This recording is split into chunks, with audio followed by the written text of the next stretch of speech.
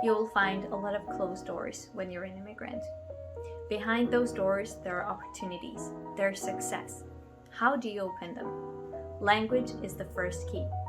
My name is Khadija, a linguist immigrant in Sweden, and I'm here to help you learn Swedish and integrate yourself into the Swedish society.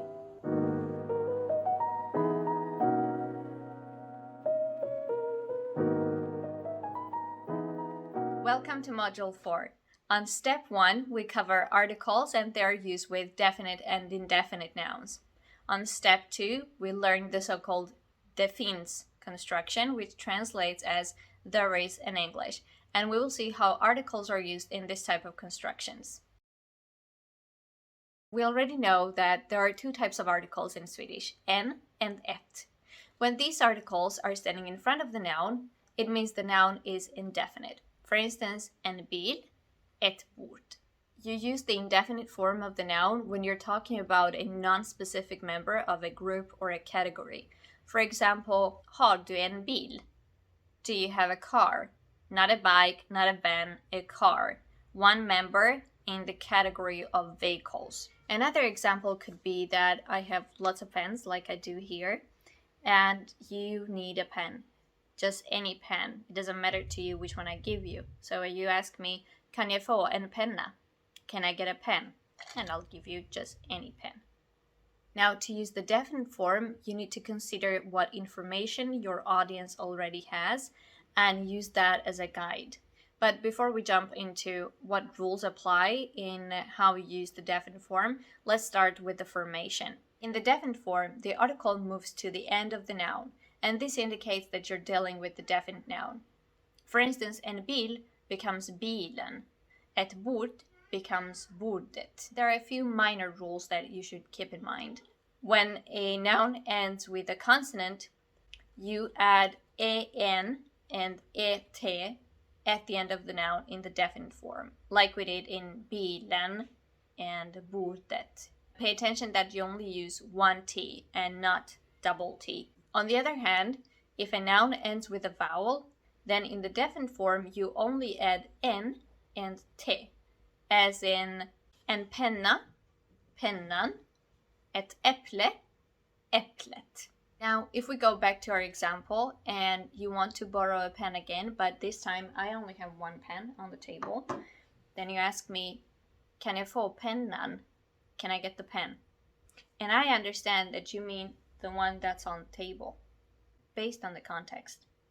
So in the definite form, the reference needs to be the same for the speaker and for the listener.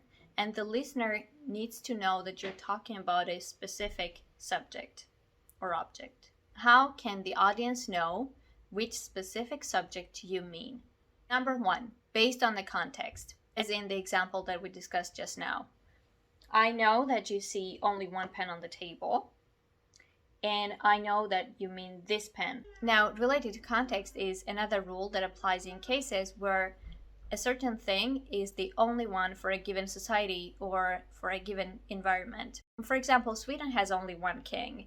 That's why if you're saying that he is visiting Lund and you're uttering this statement in Sweden, then your listener will automatically understand that you mean the king of Sweden. So you would say kungen. Other examples could include solen, the sun, or månen, the moon, because for us they are the only ones of their kind.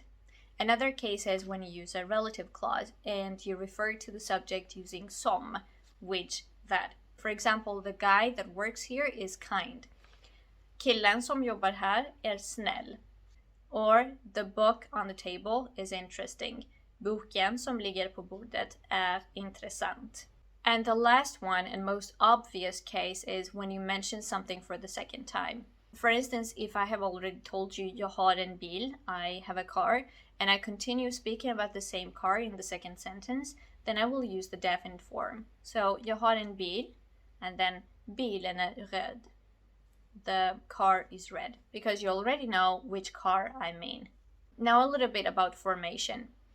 Although the formation rules that we have mentioned, that is en bil, bilen, bord, bordet, apply in most cases, there are a few exceptions that we're going to discuss now. We said that when you have an N noun and it ends with a consonant, then you add N at the end, but not always.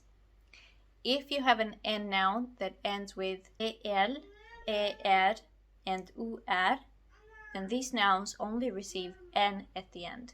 For example, en cykel, cykeln, and not cykelen. En syster, systern. En doktor, doktorn. If you have an et noun which ends with el, en, er, then e in the root of the noun will disappear in the definite form. For example, ett exempel will be not exemplet, but rather exemplet. E will disappear in the root of the noun.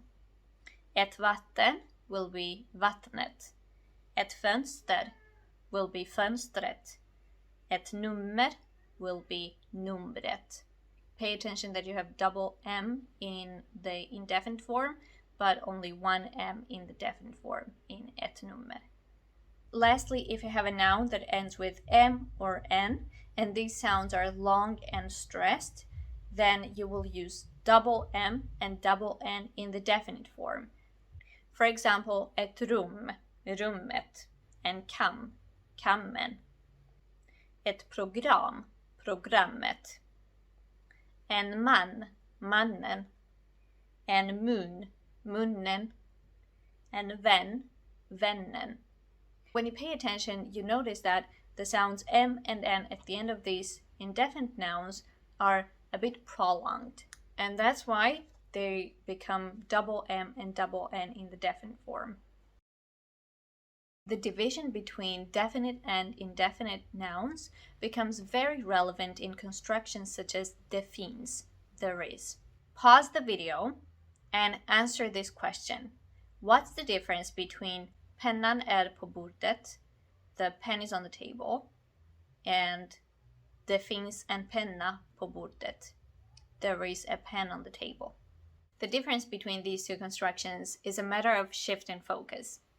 In pennan är på bordet, you're looking for the object, a specific pen, and it just happens to be on the table. It might just as well be in the hand, on the printer, but what you're interested in is this particular pen, and that's why it's in the definite form.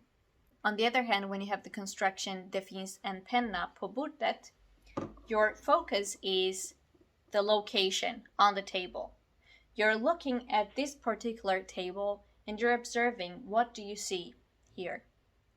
It could be this pen, it could be a computer, it could be a printer, it could be a mouse pad, it could even be not this pen but another pen. So it could be any pen, any computer, any mouse pad, it doesn't matter. That's why this pen is in the indefinite form. That was all for today. I strongly encourage you to do my exercises on Patreon linked below so that you can practice. Because like one of my teachers used to say when I was younger, theory is the general, practice is its soldiers. You can't win a war without soldiers. I'll see you on Patreon and in Module 5.